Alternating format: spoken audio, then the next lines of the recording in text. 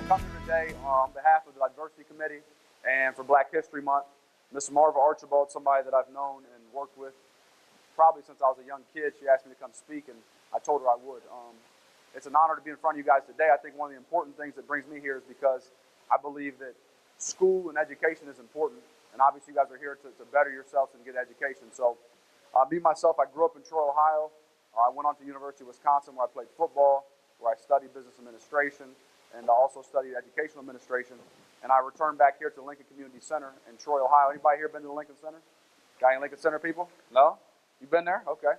Well, I work there with the kids every day, and it's a great joy to me, but it's also a challenge in that we work with people from all different diverse backgrounds. We work with people that come from single-parent homes. We work with senior citizens. We work with all different walks of life. So it's been definitely a learning curve for me to be in a different experience and working with all different types of people. Today I come to talk to you guys and bring a message on really unity and understanding the importance of the diversity that we all have. I know a lot of us come from certain backgrounds, certain socioeconomic statuses, and one of the keys I want to talk about today is trying your best to surround yourself with other people and not being a person that's always per se sit at this table, or I only go to this church, or I only go to these events, because one of the things I think we lack throughout the United States today is we as people accepting the difference of others. A little bit about myself. I grew up in Troy, Ohio, but I come from a mother who is Caucasian and white, if you want to say, and a father who's African American. So growing up, I've experienced my own personal experiences, prejudices and racism and stereotypes from both sides of the sphere. So, for example, I don't know if you guys are familiar, but a thing that comes, I believe, a lot of times from African American race is that, a lot of times when you try to propel yourself to a different level, a lot of people in the black culture and the African American thing, the word comes up, you think you're better than people. It comes against all races, but one of the things I've learned from my own peers is that, if you aspire and dream to want to do more, a lot of times people, my father explained it to me, is kind of like crabs in a bucket. People want to see you down on their level. Kind of the same thing of misery loves company. And I'm sure people in this room, have any of you guys ever experienced any type of prejudice or racism or stereotypes? Any of you students? None of you guys, ever? Okay, I was going to say. Let me ask you, what have you experienced?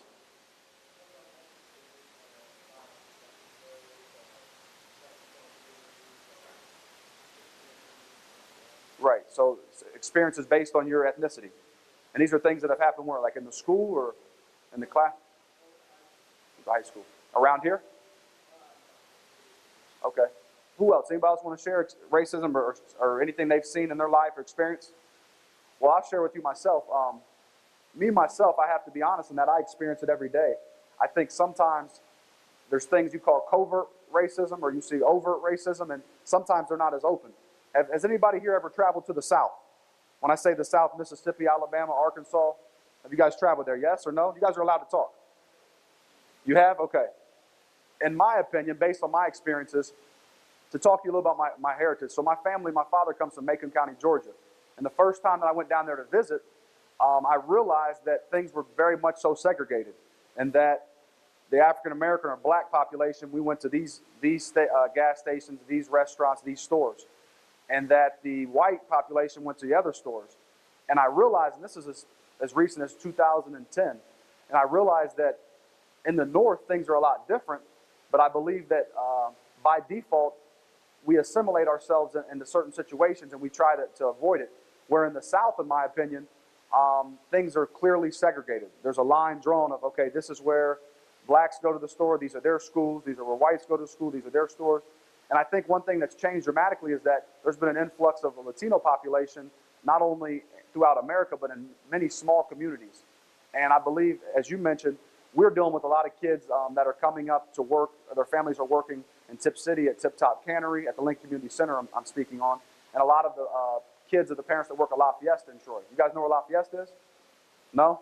Okay, now I speak your lingo a little bit. Okay, the point I'm bringing up is that I think in America we have not, many times we haven't tried to understand the cultural differences that people have. Obviously, when I come from a certain family with certain ethics and morals, I have certain things. Other people that come from different areas have different things. And I believe the most important thing that we have to understand is, number one, we're all, if you believe in God, we're children of God.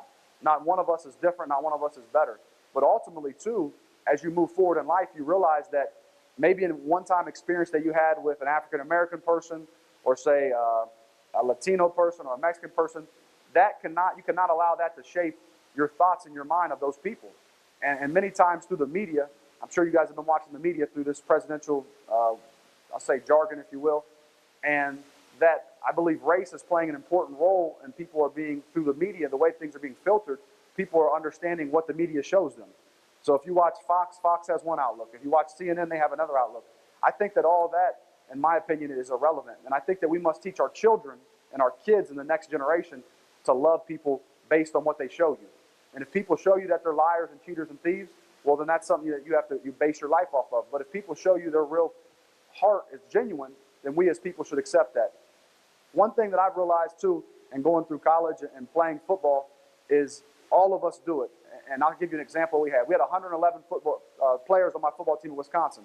Well, we'd sit in a big hall like this where we'd eat. And generally speaking, if you looked at it, the black players would sit over here, the white players would sit over here. We had Hawaiians, they may sit over here, and Samoans. And we did it based off, obviously, that we felt comfortable in those niches.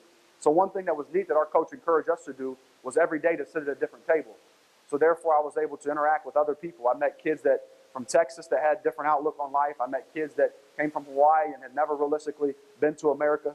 So that shaped my life, so that today I try to go into situations not looking at people based on their skin and based on ethnicity. And that allows me, I feel, to have an open mind moving forward. One thing I want to share with you guys, doing a little history I was studying, and actually Larry Hamilton, who's here, kind of brought this to my attention back in my early years at Wisconsin. Piqua is unique in that a gentleman who came before us all, William McCulloch, was very, very inspirational in the Civil Rights Bill. Is anybody familiar with Mr. McCulloch? Any students? They are. What do you guys know about him? Yes. I'm sorry? You're from Troy High School? No. We're talking about William McCulloch. Anybody familiar with him at all? Not at all. Okay, I want to share with you guys a little bit of history. One thing that I think during Black History Month, it's important we focus on, obviously, Martin Luther King's and the people that have paved the way. But one important thing, I believe, is when we're in the hometown of Mr. McCulloch, you have to understand that he's a person that was instrumental, not only from a standpoint of being in the House of Representatives and passing bills, but he was instrumental in the Civil Rights era. A little bit on Mr. McCulloch and his history and his contribution on civil rights. As a ranking member of the House of Representatives and the Judiciary Committee, William McCulloch took a leading role in the civil rights movement. He introduced civil rights legislation months before Kennedy presented to act on Congress, and this was considered politically imprudent and by some of his peers a political suicide. So in other words, if you think of a white gentleman that's coming up in the era of the 1960s and when things were very much so segregated and prejudiced, he was attempting to get this bill passed, and this was something that could have him looked down upon very much so. Representative McCulloch had only a few African-American constituents and so few votes to gain from introducing or supporting civil rights legislation. McCulloch's influence with the Civil Rights Act led President John F. Kennedy to declare, in his words, without him, it could not be done. Mr. McCulloch was recognized by Kennedy's successor, Lyndon Johnson, under whom the act was passed, and the most important and powerful political force in passing this act. When you really take the time to look at the theme of unity and accepting our differences, you must be conscious of the fact that we are all different. It is very fitting that Martin Luther King helped organize the 1963 March on Washington, but it's more important, I believe, here in Piqua to understand the impact that Mr. McCulloch left. Only through ignorance, stereotyping, and media influence, as we talked about, can one only truly believe that every person in one particular race behaves the same way and acts the same way. Moving forward, I think it is important that all of us accept the differences that we have. I believe that even after slavery, after the Civil War, and through religious differences and racial segregation, that we all must remove ourselves from preconceived notions that we have about ethnicities. Something I'd like to share with young people. My father used to share with me that the chains had been broken. What he meant by that was this. A lot of times we like to reflect back on history and say, well, things were this way prior to. I'm proud today to say that I live in America. Also to say that I was alive and present to watch the first African-American president be elected. I think it's also important that we must teach our kids the stories of Rosa Parks and Emmett Till and other of our patriarchs that have paved the way. But today, African-American children do not have to ride the colored bus. do not have to attend separate schools, do not have to use dilapidated and outdated textbooks, and or drink from the colored-only water fountain. I believe our forefathers are watching us today and very proud of our progress, but also challenging each of us to continue to be a unified nation under God. A small challenge that I'd have for you guys is future leaders. You guys are the future leaders, right? I mean, you are, whether if you want to be or not. If we can all make an attempt to ensure that every child, regardless of race, religion, ethnicity, or geographical location, is given the same opportunity, as self-sufficient adults, the world will become a better place. The old saying that it takes a village to raise a child is more important now than ever today. One thing that I've seen working with kids a lot of our youth are coming up in single-parent homes. So a lot of times it's taken extra initiative from us as individuals to help them on the right path. As we embark on the new year, one thing I want to talk to you guys about is the importance that we as adults have as being positive influence on the kids. All kids, regardless of what you do, look up to you. So if you go, say you're at home and your nephew or niece is watching you, and what you get on a website is something that you think they're not watching, they're seeing that. Or what you do behind a closed curtain you're doing, and you think they don't see that, you influence them and you have an impact on the future. I also want to share one other thing with you guys today. Anybody here know anything about Frederick Douglass? Anybody? Nobody knows about Frederick. Besides the president, you don't count. Larry, over here, I know Larry does. Nobody, please.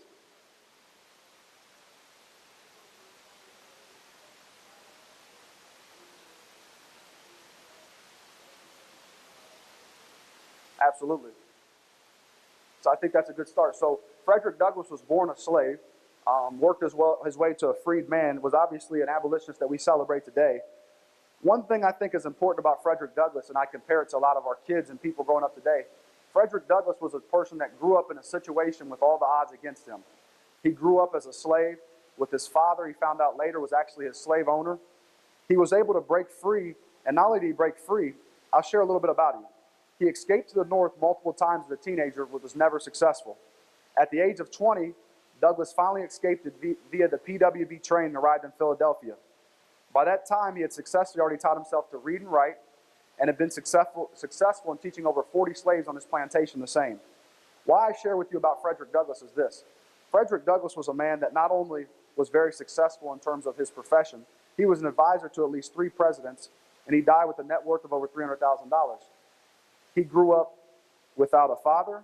He grew up unable to read, unable to write, and also could be persecuted for doing those things.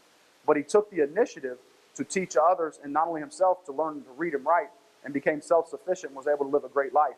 I like to share that story with everybody because I feel like today in America, if one of us grows up into a circumstance as difficult as that, I believe that if Frederick Douglass came through slavery, through prejudices, through different racisms, taught himself to read and write, and he died a very successful man, many of us don't have too much to complain about. So I share his story because he's a hero of mine. He's a hero that I believe we should share with our youth. And I believe if I could encourage you to read any book, I'd encourage you to read his autobiography in which he wrote himself. And very much so a man that's under-celebrated. I know that Marva wanted me to open up the floor for some questions and some feedback. And some of the things I want to hear from you younger people, if you will, is on an everyday basis, and this is a question, and this is for teachers, faculty, staff, patrons, people listening, on an everyday basis here in Little Miami County, do you guys feel that we deal with racism and prejudices, and do you guys see those things alive? I know it's a tough topic to talk about, but I think only personal experiences can shape your mind on that. So I know, and I'll tell you my own experience. A lot of times when I attend meetings, especially I'll say in Troy, I'm not Miss Pickle as much, I sit down at the table as the only African-American person. And I sit down there with a great amount of responsibility and obligation, but it's also a concern to me because I have to ask myself, where are the other minorities? And even the things such as when I go to other Black History Month events that people are putting on, many times our own people aren't the ones that are there listening and things. And I think that's something we have to overcome in our parenting and teaching our kids the importance of things. But I must ask you guys, do you guys feel like today, or is it open? Do we see segregation? Do we see racism? Is it something that we need to improve on? Are there ways that we can improve? And that's a question for everybody. So is there anybody here? We'd be glad to hear from you. Any of the visitors today, welcome, or any of the students or staff that has a point that they'd like to share here at all? Don't be hesitant. No problem. It's a difficult thing to talk about, but I'll share with you this. One of the things that I think is important is in the past, we haven't taken the time to reflect on history, and history does repeat itself. That's how it works.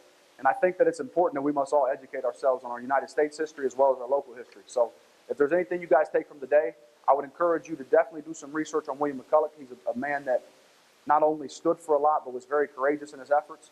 And I'd also tell you to take the time in your public library or the Edison Library to see if they have the Frederick Douglass autobiography. It's a good book. So I believe that's all I have to share with you today. If there's any questions, I'll be hanging around here myself, probably get some pizza. And I appreciate Marva, the diversity committee, your guys' efforts, not only in Black History Month, but encourage the students to come out on Friday evening, correct, Marva? Next Monday, I'm sorry, at what time? From 5:30 to 7:30 in the theater. And that'll be the recap for Black History Month. So thank you guys for your time. I hope you guys have a good week.